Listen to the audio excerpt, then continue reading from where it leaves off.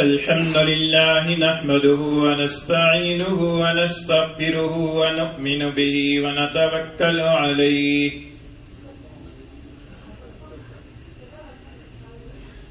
ونعوذ بالله من شرور أنفسنا ومن سيئات أعمالنا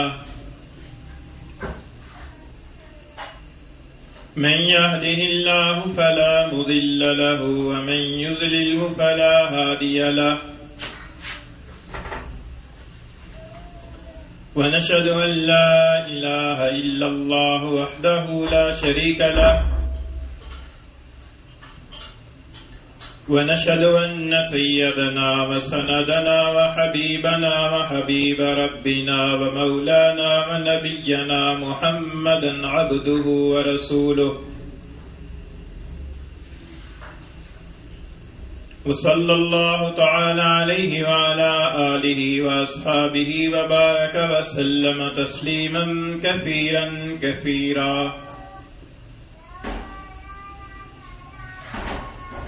أما بعد فأعوذ بالله من الشيطان الرجيم. بسم الله الرحمن الرحيم. والذين يؤذون المؤمنين والمؤمنات بغير ما اكتسبوا فقد احتملوا بهتانا وإثما مبينا.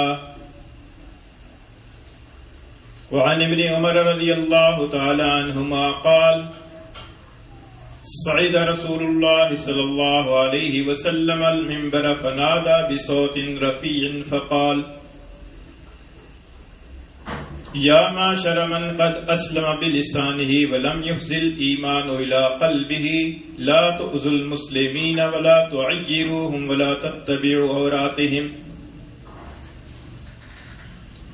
فإنه من تتبع عورة أخيه المسلم تتبع الله عورته ومن تتبع الله عورته يفزحه ولو في جوف رحله أو كما قال رسول الله صلى الله عليه وسلم. صدق الله مولانا العظيم وصدق رسوله النبي الكريم ونحن على ذلك لمن الشاهدين والشاكرين والصلاة والسلام على سيد الأنبياء والمرسلين والحمد لله رب العالمين. گرامی قدر سامعین، آپ کے سامنے 22ویں پارے سے سورہ احزاب کی ایک مختصر سی آیت کریمہ تلاوت کی ہے، اور حضور نبی کریم صلی اللہ علیہ وسلم کا ایک ارشاد گرامی جس کو امام ترمذی رحمہ اللہ نے اپنی سنن ترمذی کے اندر نقل فرمایا ہے، اور اس کے راوی حضرت عبداللہ ابن عمر رضی اللہ تعالی عنہما ہیں. حضور کا وہ ارشاد میں نے آپ کے سامنے پڑھا ہے.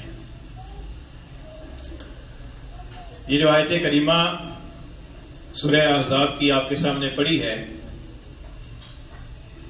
اس آیت کریمہ میں اگرچہ آیت مختصر سی ہے، لیکن اس کے اندر دو بڑی اہم ہدایات ارشاد ہوئی ہیں. ترجمہ عرض کرتا ہوں. اللہ تعالیٰ فرماتے ہیں کہ والذین یؤذون المؤمنین والمؤمنات، اور جو لوگ ایذا پہنچاتے ہیں، تکلیف پہنچاتے ہیں ایمان والے مردوں کو اور ایمان والی عورتوں کو، بغیر مکتسبوا، بغیر اس کے کہ انہوں نے کچھ کیا ہے، فقد احتملوا بہتانا و اثما مبینا، سو انہوں نے اپنے اوپر بہتان کا اور سری گناہ کا بوجھ لاد لیا ہے. یہ آیت کریمہ کا ترجمہ ہے. اس آیت کریمہ میں جو دو اہم مسائل ارشاد ہوئے ہیں، ان میں سے ایک ارشاد ہے ایمان والے مردوں اور ایمان والی عورتوں کو ایذا پہنچانا، تکلیف پہنچانا، ایذا رسانی. تکلیف پہنچانا کسی بھی زیرو کو گناہ ہے، کسی جانور کو تکلیف پہنچانا یہ بھی گناہ ہے۔ حدیث شریف میں آتا ہے اللہ کے رسول صلی اللہ علیہ وسلم نے فرمایا کہ اپنے سواریوں کو، اپنے جانوروں کو ممبر نہ بناؤ، یعنی ایسا نہ ہو کہ جانور پر سوار ہو اور سوار ہو کر لمبی لمبی گفتگویں شروع کر دو جس کی وجہ سے جانور کو تکلیف ہو۔ فرمایا کہ محض اپنے شوق کی خاطر یا نشانہ بازی کی خاطر جانوروں کو نشانہ نہ بناؤ کیونکہ اسے تکلیف ہوگی۔ اسی طریقے سے ایک حدیث میں آتا ہے کہ خاتون نے بلی کو باندھ لیا تھا اور اسے کھانے پینے کو کچھ نہیں دیا، وہ بھوک پیاس سے مر گئی۔ حضور نے فرمایا کہ وہ عورت جہنمی ہے۔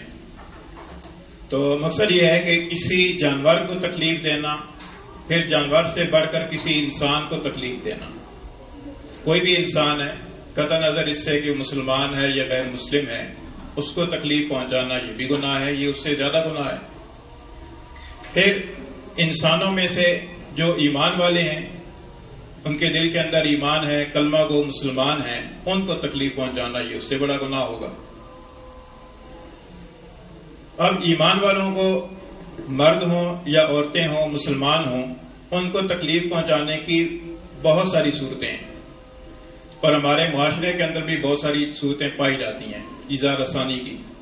اس کے اندر جسمانی تکلیف پہنچانا، ذہنی کوفت کے اندر ڈالنا، اور اس کے اندر دوسرے کے وقت کا حرج کرنا، اسی طریقے سے کسی دوسرے کو ٹھوکر یا دھکا مارنا، اور اسی طریقے سے کسی کی آبرو ریزی کرنا، کسی کی عزت کی پر حملہ آور ہونا، کسی کے بارے میں بدگمانی پھیلانا، کسی کے بارے میں دوسروں کے کان بھرنا، کسی کے بارے میں چغلی کرنا، وغیرہ وغیرہ، بہت ساری تکلیف دینے والی صورتیں ہیں۔ تو یہ جو ایذا رسانی ہے، کسی کو تکلیف پہنچانا، ایک تو اس آیت کریمہ کے اندر اللہ تعالیٰ نے یہ ارشاد فرمایا، لیکن یہ آیت کریمہ ایسی ہے کہ اس کے اندر تکلیف پہنچانے والی بہت ساری صورتوں میں سے صرف ایک صورت کا ذکر ہے، اور وہ ایک صورت یہ ہے کہ جو ایمان والے مردوں اور ایمان والی عورتوں پر الزام تراشی کرتے ہیں، بہتان لگاتے ہیں بغیر اس کے کہ انہوں نے کچھ کیا ہے۔ یعنی کسی مومن مرد نے، کسی مومن عورت نے کوئی گناہ کا کام نہیں کیا اور اس کے بارے میں یہ رائے قائم کرنا یا دوسروں کے کانوں میں بات ڈالنا یا اس کو پھیلانا کہ فلاں آدمی اس نے یہ کام کیا ہے، اس نے یہ گناہ کا کام کیا ہے، حالانکہ وہ اس گناہ کے کام سے بری ہے۔ تو یہ جو گناہ ہے، اللہ تعالیٰ فرماتے ہیں کہ یہ بہتان کا گناہ ہے، الزام تراشی کا گناہ ہے۔ تو اس آیت کریمہ میں ایک تو ایذا رسانی کا گناہ بیان ہوا، ایذا رسانی، اور دوسرا ہے الزام تراشی کا گناہ۔ یہ جو دوسرا گناہ ہے الزام تراشی اور بہتان لگانا، پہلے اس پر گفتگو کرتا ہوں، بعد میں ایذا والی جو گناہ ہے اس پر بات کروں گا، کیونکہ ایذا والا جو گناہ ہے یہ بہت پھیلا ہوا ہے اور اس کی بہت ساری صورتیں ہیں۔ ان صورتوں کو الگ الگ کر کے بیان کرنا یہ تھوڑا وقت چاہتا ہے، اس لیے پہلے اس گناہ کو جو اس کے نتیجے کے طور پر اس آیت کریمہ کے اندر ذکر ہوا ہے اس کا ذکر کرتا ہوں، اور وہ ہے گناہ الزام تراشی اور بہتان۔ الزام تراشی اور بہتان کا مطلب کیا ہے؟ اس کا مطلب یہ ہے، اس کا مفہوم یہ ہے کہ ایک آدمی نے کوئی گناہ نہیں کیا اور اس کے بارے میں دوسروں کے سامنے ذکر کرنا کہ فلاں آدمی نے یہ گناہ کیا ہے، یہ الزام کہلاتا ہے بغیر کسی ثبوت کے۔ تو یہ ایک گناہ ہے، اس کی یہ جو تشریح ہے بہتان کا، یہ جو مفہوم ہے ایک حدیث شریف کے اندر آیا ہے، مسلم شریف کی حدیث ہے، حضرت ابو ہریرہ رضی اللہ تعالیٰ عنہ سے روایت ہے، فرماتے ہیں کہ رسول اللہ صلی اللہ علیہ وسلم نے فرمایا کہ اتدرون ما الغیبہ، پتہ ہے تم جانتے ہو غیبت کیا ہے؟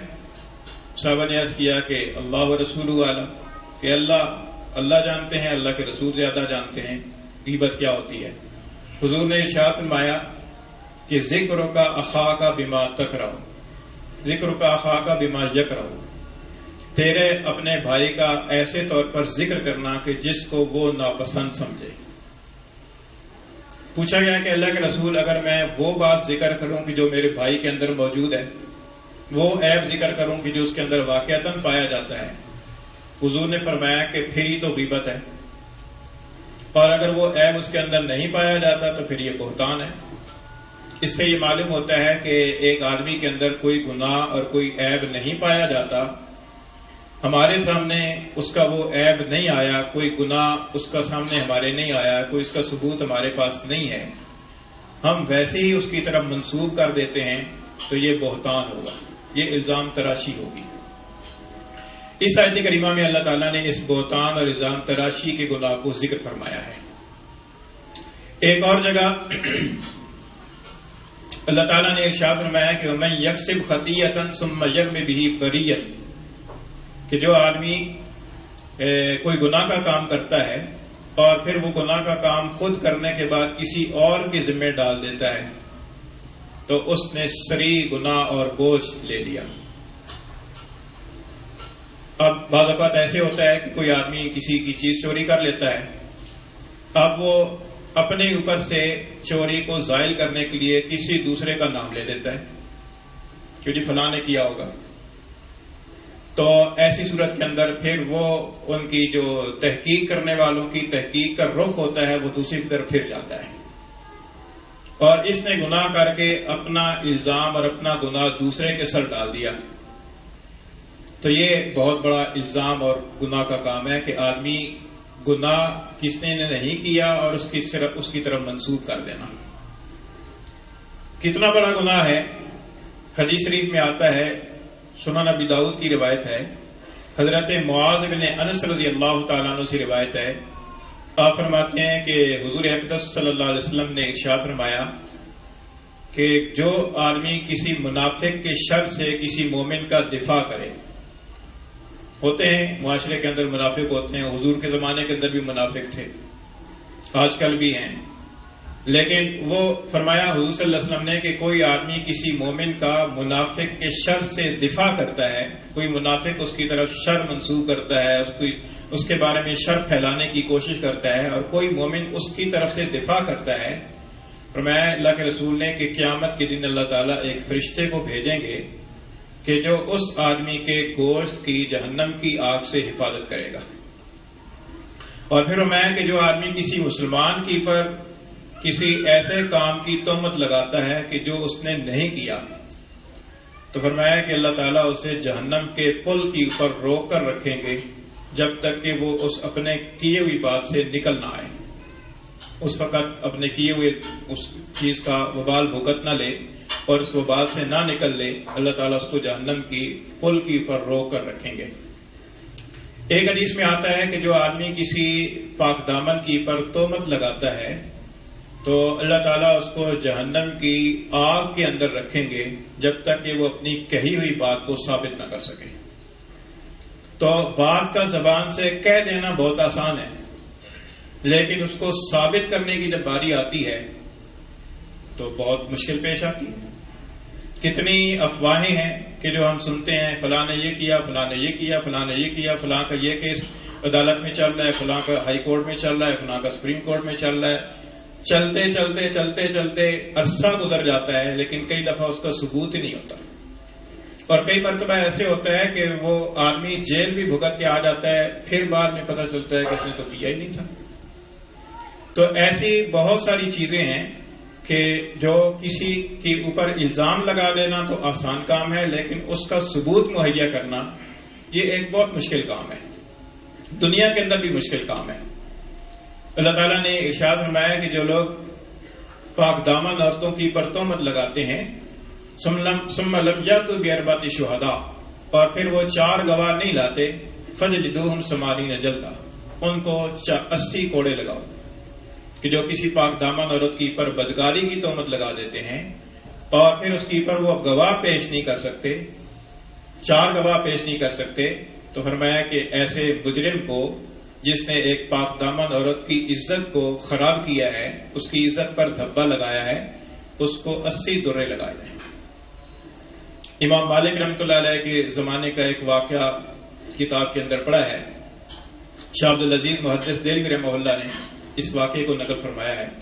امام مالک رحمۃ اللہ علیہ کے حالات میں، امام مالک رحمۃ اللہ علیہ مشہور امام ہیں، جو 4 ائمہ میں سے ایک امام ہیں جن کی تقلید کی جاتی ہے اور آج بھی ان کی تقلید کرنے والے دنیا میں موجود ہیں.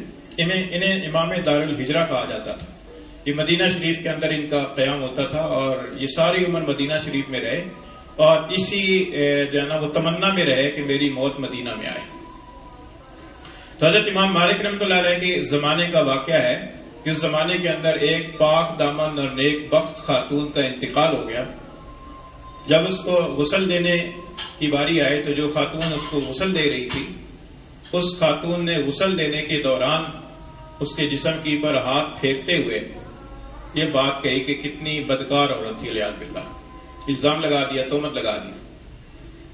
اب جب اس نے یہ تہمت لگائی تو اس کا ہاتھ اس مردہ عورت کے جسم کے ساتھ چپک گیا. بہت کوشش کی کہ ہاتھ جدا کیا جائے لیکن جدا نہیں ہو سکتا تھا. پھر اہل علم حضرات کی ضرورت پڑی. اہل علم حضرات سے پوچھا گیا. ہوتے ہوتے یہ بات امام مالک تک پہنچی. امام مالک رحمۃ اللہ علیہ کے سامنے جب یہ مسئلہ پیش کیا گیا کہ اس طرح سے ایک واقعہ پیش آیا ہے, آپ کیا کیا جائے؟ اب زندہ عورت ہے, ایک خاتون فوت ہو گئی ہے, اس کے جسم کے ساتھ ہاتھ چپکا ہوا ہے, اس کو دفن بھی کرنا ہے, پھر جنازہ بھی پڑھنا ہے. امام مالک رحمۃ اللہ علیہ نے جب یہ واقعہ سنا اس خاتون نے یہ تہمت لگائی ہے بدکاری کی, تو امام مالک رحمۃ اللہ علیہ نے فرمایا کہ اس عورت کو اسی جگہ پر 80 کوڑے لگائے جائیں. جب اس عورت کو 80 کوڑے لگائے گئے تو پھر اس کا ہاتھ اس جسم سے جدا ہوا اور پھر اس عورت کو دفن کیا گیا. تو یہ کسی کی پر تہمت لگا لینا, خاص طور پر کسی پاک دامن عورت کی پر تہمت لگانا, بدکاری کی تہمت لگانا, یہ بہت بڑا جرم ہے. ایک حدیث میں آتا ہے حضور نے ارشاد فرمایا اجتنبوا السبع الموبقات, 7 ہلاک کر دینے والے گناہوں سے بچو. ہلاک کرنے والے ان میں سے ایک فرمایا کہ قذف المحصنات المؤمنات الغافلات, پاک دامن ایمان والی بے خبر عورتوں کی پر بدکاری کی تہمت لگا دینا. فرمایا کہ یہ بھی آدمی کو ہلاک کر دینے کے لیے یہ گناہ کافی ہے. اسی طریقے سے ہر گناہ کے بارے میں اس کا ثبوت ہے. مثلا کسی نے چوری کی ہے تو سب سے پہلے تو اس کا ثبوت ہونا چاہیے, 2 گواہ ہونے چاہیے کہ جنہوں نے اس کو چوری کرتے ہوئے دیکھا ہو یا اس نے اقرار کیا ہو کہ میں نے یہ چوری کی ہے اور عدالت کے اندر یہ اقرار کیا ہو یا عدالت کے اندر گواہوں کے ساتھ ثابت کیا گیا ہو. پھر اس کی پر چوری کی جو حد ہے ہاتھ کاٹنا وہ اس کی پر جاری کی جائے گی. ویسی افواہیں پھیلا دینا کہ فلاں نے چوری کی, فلاں نے چوری کی, فلاں نے یہ چوری کیا, فلاں نے یہ چوری کیا, یہ افواہوں کا, یہ عوام کے اندر افواہیں جتنی کثرت کے ساتھ پھیل جائیں ان کا کوئی اعتبار نہیں ہوتا. اسی طریقے سے اگر کسی آدمی نے خدا خواستہ کسی کو قتل کر دیا ہے, اب قاتل کون ہے, کس نے قتل کیا ہے, یا تو وہ عدالت کے اندر جا کر اقرار کرے اور یا گواہ ہوں, جن گواہوں کی صورت میں اس کو ثابت کیا جائے کہ یہ آدمی قاتل ہے, پھر اس کے اوپر وہ قصاص کی سزا جاری ہوگی. اسی طریقے سے شراب پینے کا مسئلہ ہے, جن کی پر حدود ہے ان کو گواہوں کے ساتھ ثابت کرنے کا پورا ایک فقہ کے اندر پورا اس کا ایک چیپٹر ہے, پورا ایک باب ہے کہ کس طریقے سے کون سا جرم کتنے گواہوں کے ساتھ اور کس طرح کے گواہوں کے ساتھ ثابت ہوگا. یہ تو دنیا کی عدالتوں کا بات ہے. دنیا کی عدالتوں میں, دنیا کی عدالتوں میں تو جھوٹے گواہ بھی مل جاتے ہیں. جھوٹے گواہ جا کر گواہی دے دیتے ہیں اور ان کی پر جرا کرنے کے بعد وہ اپنی اس کی پر پورے اترتے ہیں اور جج کا اور قاضی کا اطمینان ہو جاتا ہے, وہ سزا جاری کر سکتا ہے. لیکن جو آخرت کی عدالت ہے, آخرت کی عدالت کا معاملہ اس سے بھی زیادہ سخت ہے, کیونکہ وہاں پر تو جھوٹ نہیں چلتا, وہاں پر تو جو بات کرنی ہے سچ کرنی ہے, وہاں پر تو دلی بوجھ جو ہے نا وہ بھی نہیں چلتا, وہاں پر تو جو بات کرنی ہوگی صاف نیتی سے کرنی ہوگی, درست طریقے سے بات کو ثابت کرنا پڑے گا. اس لیے حدیث میں آتا ہے کہ جو آدمی کسی کے پر الزام لگائے اور پھر جب تک وہ اس الزام کو ثابت نہیں کر دیتا تو وہ اللہ کے رسول نے فرمایا کہ جہنم کی آگ میں رہے گا.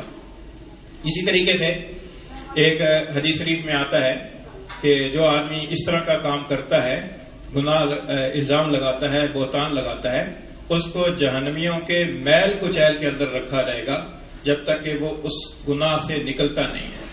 یہ سزا اس کو دی جائے گی.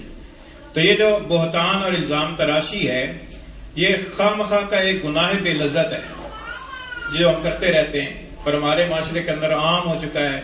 اب اللہ معاف کرے کہ کلچر بنتا جا رہا ہے, ثقافت بنتی جا رہی ہے کہ جس کے ساتھ ہماری کوئی بغض ہے، کوئی ہماری نفرت ہے، کوئی دشمنی ہے، کوئی ہمیں جو ہے نا وہ پسند نہیں آتا، اس کی پر کوئی بھی جھٹ سے الزام لگا دیں اور پھر اس کو الزام لگانے کے جو ہے نا الزام تو کسی نے لگایا، اس الزام کو خواہ مخواہ آگے پھیلاتے چلے جانا، نقل کرتے چلے جانا. بعض لوگوں کو تو پیشہ ہی یہی ہے نا، جیسے میڈیا والے ہیں، ان کو تو ایسی سنسنی خیز خبروں چاہیے ہوتی ہیں کہ جن کے ذریعے سے ان کا وہ جو ایک شعبہ ہے وہ شعبہ چل سکے. جتنے زیادہ ان کے دیکھنے والے ہوں گے، جتنے زیادہ ان کے پڑھنے والے ہوں گے، اتنی ان کی وہ دنیا ان کے پاس آئے گی، مال و دولت ان کے پاس جمع ہوگا، ان کی کمائی ہوگی. لیکن ہمارے جیسے جو لوگ ہیں نا کہ جن کا نہ لینا نہ دینا، نہ ہمیں کچھ مالی فائدہ حاصل ہو سکتا، نہ ہمیں کچھ جو ہے نا وہ ذاتی طور پر کوئی مفاد حاصل ہو سکتا، نہ ہم وہ بات کریں تو نہ ہمارا کوئی نقصان ہو سکتا، ہم خواہ مخواہ ان باتوں کو آگے چلاتے رہتے ہیں، نقل کرتے رہتے ہیں. اچھا، یہ چلا دینا، نقل کر دینا بھی کوئی معمولی بات نہیں ہے. آج کل تو یہ فون ہاتھ کے اندر ہو تو بس ایک انگلی ٹچ کرنے کی بات ہے، وہ کئیوں کو وہ چیز پہنچ جاتی ہے. تو یہ معمولی بات نہیں ہے. حدیث میں آتا ہے، حضور نے ارشاد فرمایا کہ کفا بالمرء کذبا ان یحدث بکل ما سمع، کہ آدمی کے جھوٹا ہونے کے لیے اتنا ہی کافی ہے کہ وہ ہر سنی سنائی بات آگے پہنچا دے، ہر سنی سنائی بات آگے نقل کر دے، آگے بیان کر دے. آدمی کے جھوٹا ہونے کے لیے اتنا ہی کافی ہے. یہی آدمی کے جھوٹا ہونے کی علامت ہے کہ وہ ہر سنی سنائی بات آگے کر رہا ہے. یہاں 2-4 بندے بیٹھے ہیں، کوئی بات کر دی، آگے کسی جگہ بات کر دی، آڈیو کے ذریعے سے اس کو شیئر کر دیا، واٹس ایپ کے اندر شیئر کر دیا، فیس بک کے اندر شیئر کر دیا. اس کو معمولی چیز ہی نہیں، اس کو سمجھا ہی نہیں جاتا کہ یہ بھی گناہ کا کام ہم کر رہے ہیں. تو ایک تو یہ گناہ کا کام ہے جو الزام تراشی ہے، الزام تراشی اور بہتان کسی کی پر لگانا، اور خاص طور پر بغیر کسی گواہوں کے، بغیر ثبوت کے. اور اچھا، پھر ہمیں لگانے کی ضرورت کیا ہے؟ اس کے لیے جو لیگل طریقہ ہے، اس لیگل طریقے کو تو ہم فالو ہی نہیں کر رہے. جو لیگل طریقہ ہے اس کے مطابق عدالت کے اندر جا کر گواہی دینی پڑے تو ہمیں موت پڑتی ہے. کسی صحیح موقف کی پر بھی ہم گواہی دینے کے لیے تیار نہیں ہوتے کہ عدالت کے اندر جا کر آدمی چاہے کہ چلو میں گواہی دے دیتا ہوں، فلاں کا اوریجنل مسئلہ ہے، فلاں کا جو ہے نا وہ جینون موقف ہے، اس کی پر میں جا کر صحیح طریقے سے گواہی دے دوں. گواہی دینے سے تو ہمیں اتنا ڈر لگتا ہے عدالت کے اندر جا کر. اور یہاں جہاں پر اس چیز سے بچنے کی ضرورت ہے، وہاں پر ہم شیر ہیں، وہاں پر کسی کے بارے میں بھی کچھ بھی کہہ دیں، کیونکہ پتہ ہے نا کہ دنیا کے اندر کوئی پوچھنے والا نہیں ہے، کوئی کہنے والا نہیں ہے، کوئی روکنے والا نہیں ہے، کوئی ہمیں طلب کرنے والا نہیں ہے. لیکن ہمیں اس آخری عدالت سے ڈرنا چاہیے کہ جس عدالت کے اندر بڑے بڑے لوگ جو ہے نا وہ طلب کر لیے جائیں گے، اور بڑے بڑے لوگوں کے جو سینوں کے اندر جو راز ہیں وہ نکال لیے جائیں گے. وہ حصل ما فی الصدور، کہ جو ان کے سینوں کے اندر جو چیزیں ہوں گی وہ ان کو اگلوا لیا جائے گا، وہاں پر نکلوا لیا جائے گا، اور وہاں سے پوچھ ہوگی اس بڑی عدالت سے جس کے اندر ساروں کو طلب کر لیا جائے گا، اور جس کے سامنے کوئی بڑا نہیں ہے، کوئی وزیر اعظم نہیں ہے، کوئی صدر نہیں ہے، کوئی وزیر اعلیٰ نہیں ہے، کوئی آئی جی نہیں ہے. وہاں پر سارے طلب ہو جائیں گے. اس بڑی عدالت سے ہمیں ڈرنا چاہیے، اور ہمیں یہ سوچ کر بات کرنی چاہیے کہ اس بات کا ہم نے کسی جگہ جواب دینا ہے. دنیا کے اندر چاہے نہ جواب دینا پڑے، لیکن کسی عدالت کے اندر جا کر ہمارے سے جواب طلبی ہو سکتی ہے کہ ہم نے کیا کہا ہے. تو اس لیے یہ ایک تو اس کے اندر اللہ تعالیٰ نے یہ ارشاد فرمایا، الزام تراشی کا گناہ جو بہتان ہے، الزام تراشی ہے، اس سے آدمی کو پرہیز کرنا چاہیے. اس کے اندر پھر دوسرا جو پہلو اس کا آ جاتا ہے وہ غیبت کا آ جاتا ہے. کہ بعض لوگ کہتے ہیں نا کہ نہیں جی میں تو سچ کہہ رہا ہوں، وہ تو ہے ہی ایسا، اس نے میرے ساتھ ایسا کیا، فلاں کے ساتھ ایسا کیا، فلاں کے ساتھ ایسا کیا. اچھا بھائی کیا ہوگا، تو وہ جو اس کی کمزوری اور عیب ہے جو اس کے اندر حقیقت میں موجود ہے، اس کو جو ادھر ادھر جو بیان کر رہے ہو تو یہ کیا ہے؟ یہ غیبت ہے. حضور اقدس صلی اللہ علیہ وسلم نے یہ فرمایا کہ ذکر کا آخا کا بما یکرہ، کہ جس چیز کو وہ ناپسند کرتا ہے اس کا تذکرہ اس کی غیر موجودگی کے اندر کر رہے ہو، تو یہی تو غیبت ہے. اور کیا غیبت ہے؟ اب یہ شیطان نے ہمیں ایک ہیلا سکھا دیا ہے کہ نہیں جی یہ تو میں سچ کہہ رہا ہوں. اچھا بھائی سچ کہہ رہے ہیں تو ہر سچ بات کہنے والی ہوتی ہے؟ یہ بھی تو سوچنا چاہیے نا کہ ہر سچی بات نہ تو ہر سچی بات کہنے والی ہوتی ہے، اور نہ ہر سچی بات ہر موقع پر کہنے والی ہوتی ہے. اس کے لیے بڑی عقل و فہم کی ضرورت ہے کہ سچ کہاں پر میں نے کہنا ہے، اور سچ کہاں کہنے کی ضرورت ہے، اور سچ کہاں پر مجھ سے کہنے کا مطالبہ ہے، کہاں پر اللہ تعالیٰ چاہتے ہیں کہ میں سچ بولوں. یہ بہت ضروری ہوتا ہے، ورنہ جو چغلی کرنے والا ہوتا ہے وہ بھی سچا ہی ہوتا ہے. ورنہ چغلی کرنے والے کے لیے وعید کیوں ارشاد ہوتی کہ چغلی کرنے والا جنت میں نہیں جائے گا. اس لیے فرمایا ورنہ چغلی کے اندر بھی تو سچ ہوتا ہے. ایک آدمی ادھر کی بات دوسری کی طرف منتقل کرتا ہے. مقصد کیا ہوتا ہے کہ فساد ڈلے اور دو محبت کرنے والوں کے درمیان میں جدائی پڑے. تو بات تو وہ سچ ہی کر رہا ہے نا. ایک آدمی نے غیر موجودگی کے اندر کہیں دوسرا اس کے ساتھ جا کر نقل کر رہا ہے. ایک بزرگ کے سامنے ایک صاحب آئے, انہوں نے کہا کہ فلاں آدمی جو ہے نا اس نے آپ کو اتنی گالیاں دے دی, فلاں گالی دی ہے, اتنی گندی گالیاں دی ہیں, نقل کی یہ گالیاں دی ہیں. انہوں نے فرمایا کہ میاں اس نے تو میری غیر موجودگی کے اندر کہی تھی, تم میرے سامنے کہہ رہے ہو, تم تو میرے منہ پر گالیاں دے رہے ہو. اگرچہ نقل ہی کر رہے ہو نا, لیکن ہیں تو گالیاں نا. نقل کرنے کی ضرورت ہی کیا تھی؟ یعنی اگر نقل نہ کرتا وہ یہ سچی بات اگر وہ بیان نہ کرتا تو کیا حرج تھا؟ شریعت تو یہ نہیں کہہ رہی کہ ہر سچی بات کو آگے جا کر بیان کرو. اگر وہ یہ سچی بات نہ کرتا تو ان کے دل کے اندر اس کے بارے میں کوئی بدگمانی یا کوئی بری رائے قائم نہ ہوتی. جب اس نے سچی بات بغیر موقع جانے ہوئے آگے نقل کر دی تو اگلے کے دل کے اندر تو بدگمانی پیدا ہو گئی, اس کے بارے میں برا خیال آ گیا, منفی سوچ اس کے بارے میں آ گئی. تو اس لیے سچی بات کہاں کہنی ہے, کس انداز سے کہنی ہے, اس کو جانچنا بھی بہت ضروری ہے. ورنہ سچی بات بھی آگے نقل کرنے سے کئی دفعہ فساد پڑتا ہے, کئی دفعہ اپنوں میں جدائی پڑ جاتی ہے. تو اس لیے یہ کہنا جی کہ میں تو سچ کہہ رہا ہوں جی, تو اب ہم لوگ صرف یہ سوچ کر کہ سچی بات ہے لہذا کہتے رہو, یہ ایسی بات نہیں ہے.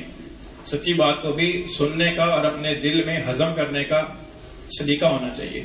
سچی بات کو بھی ہضم کرنا چاہیے اور کسی کے راز کی بات جو ہے نا اس کو بھی اپنے دل میں اپنے سینے میں جگہ دینی چاہیے, نہ سینہ کھلا ہونا چاہیے. اور اس کے علاوہ دوسرا جو ہیلا ہے شیطان نے ہمیں سکھایا ہے وہ یہ ہے کہ جب کسی کی غیبت کرتے ہیں تو کوئی اگر کہہ کہ غیبت یاد نہ کرو, اولن تو آج کل کوئی کہتا ہی نہیں ہے. اتنا یہ مزے کا کام ہے نا کہ کہنے والے کو بھی مزہ آ رہا ہوتا ہے, سننے والوں کو بھی مزہ اور چس آ رہی ہوتی ہے. بندہ کہتا ہے کچھ اور بھی بتاؤ یار, اور بھی بتاؤ. تو یہ اگر کوئی منع کرے تو وہ کہتے ہیں یار میں تو اس کے منہ پر کہہ دوں گا, میں کوئی ڈرتا ہوں. اب یہ جہاں پر ڈرنا چاہیے وہاں پر تو ہم ڈرتے نہیں ہیں. جس اللہ کی ذات سے ڈرنا چاہیے اس اللہ کی ذات سے تو ہم ڈرتے نہیں ہیں. تو دوسروں کے سامنے شیر اور بہادر بننے کے لیے کہتے ہیں میں تو اس کے منہ پر کہہ دوں گا, میں کو ڈرتا ہوں. منہ پر کہنے سے بھی غیبت حلال نہیں ہوتی, منہ پر کہہ سکنے کی قدرت ہونے سے بھی غیبت حلال نہیں ہوتی. کیونکہ اگر منہ پر جا کر اس کی برائی کرے گا تو یہ تانا بنے گا. تانا دینا یہ بھی گناہ ہے. قرآن مجید کے اندر اللہ تعالیٰ نے فرمایا وَلَا تَلْمِزُوا أَنفُسَكُمْ, ایک دوسرے کو تانا نہ دو. اللہ تعالیٰ نے فرمایا کہ وَيْلٌ لِكُلِّ هُمَزَةٍ لُمَزَةٍ, تانا دینے والے کے لیے بڑی بربادی اور تباہی ہے کہ جو دوسروں کو تانا دیتا ہے, دوسرے کے منہ کی پر اس کے عیب کو ذکر کر کے اس کو آر دلاتا ہے. اچھا ایک اور ہیلا کرتا ہے شیطان, ایک اور ہیلا ہمارے دل میں ڈالا ہوا ہے کہ جی میں تو خیرخائی سے کہہ رہا ہوں, میں تو چاہتا ہوں اصلاح ہو جائے اس کی. بڑی اچھی طریقہ اصلاح کا اختیار کیا ہوا ہے کہ جس کی اصلاح کرنا چاہتے ہیں اس سے تو کہتے نہیں ہیں, ادھر ادھر کہتے پھرنے ہیں, اس سے اس کی اصلاح ہو جائے گی. اصلاح کا طریقہ یہ ہے کہ اگر میرے اندر کوئی کمزوری اور غلطی ہے تو تنہائی کے اندر ہمدردی اور اخلاص کے جذبے کے ساتھ مجھے آ کر بتائیں. اگر میری کمزوری ادھر ادھر لوگوں سے کہیں گے تو اس سے میری اصلاح کیا ہوگی؟ مجھے تو تب ہی فائدہ ہوگا نا کہ جب ہمدردی اور اخلاص کے جذبے کے ساتھ مجھے کہا جائے گا, میری کمزوری تو تب ہی دور ہوگی. تو یہ بھی ایک شیطان نے ہیلا ڈالا ہوا ہے کہ جی یہ تو ہم اصلاح سے کرنا چاہتے ہیں, جی ہم تو چاہتے ہیں اصلاح ہو جائے, جی درست ہو جائے. تو یہ وہی بات ہوگی کہ منافقین کے بارے میں اللہ تعالیٰ فرماتے ہیں کہ جو لوگ یہ کہتے ہیں کہ لا تفسدوا فی الارض واذا قیل لهم لا تفسدوا فی الارض, جب ان سے کہا جاتا ہے کہ زمین میں فساد نہ مچاؤ, قالوا انما نحن مصلحون, کہتے ہیں ہم تو اصلاح کرنے والے ہیں, ہم فساد کرنے والے کہاں ہیں. اللہ تعالیٰ فرماتے ہیں الا انہم هم المفسدون ولکن لا یشعرون, خبردار وہی فسادی ہیں لیکن انہیں پتہ نہیں ہے. فساد کو اصلاح سمجھا ہوا ہے. تو یہ تصورات ہی بگڑے ہوئے ہیں. خرد کا نام جنو رکھ دیا, جنو کا نام خرد. عقل مندی کو پاگل پنا کہتے ہیں, پاگل پنے کو عقل مندی کہتے ہیں. الٹے ہوئے تصورات. تو فرمایا اللہ تعالیٰ نے کہ جب ان سے کہا جاتا ہے کہ فساد نہ بچاؤ زمین میں تو کہتے ہیں جی ہم تو اصلاح کرنے والے ہیں, بڑے معصوم بن کر کہتے ہیں. اللہ تعالیٰ فرماتے ہیں الا انہم مفسدون, یہی فسادی ہیں. اصل فساد کی جڑ یہی ہیں, ولکن لا تشعرون, لیکن انہیں اتنی بھی سمجھ نہیں ہے کہ ہم فساد مچا رہے ہیں اور فساد کو نام اصلاح کا دے رہے ہیں. تو اس لیے اس طرح کے ہیلے بہانوں سے بچنا چاہیے. یہ الزام تراشی، غیبت، تانا، کسی کے خلاف کان بھرنا، کسی کی چغلی کرنا، کسی کو نیچا دکھانے کے لیے پروپیگنڈا کرنا، یہ بہت ہی بری حرکتیں ہیں، بد تہذیبی والی بات ہیں. جس کے بارے میں کہی جاتی ہے اس کا تو پتہ نہیں کچھ بگڑتا ہے یا نہیں بگڑتا، لیکن اس کہنے والے کی بد تہذیبی اپنے منہ سے ثابت ہو جاتی ہے. یہ ثابت ہو جاتا ہے کہ یہ اپنے منہ سے اقرار کر رہا ہے کہ میں بڑا بد تہذیب آدمی ہوں. ایسی بد تہذیبی اور بدتمیزی والی باتیں میں معاشرے کے اندر پھیلا رہا ہوں، میں بڑا بدتمیز ہوا، اپنے منہ سے وہ ثابت کرنا چاہتا ہے. اس لیے اس طرح کی چیزوں سے بچنا چاہیے. یہ اس آیت کریمہ کا ایک حصہ بیان ہوا ہے. اگلے حصے کی پر انشاءاللہ ایذا رسانی والے حصے پر انشاءاللہ اگلے جمعے پر گفتگو ہوگی. اللہ تعالیٰ عمل کی توفیق عطا فرمائے.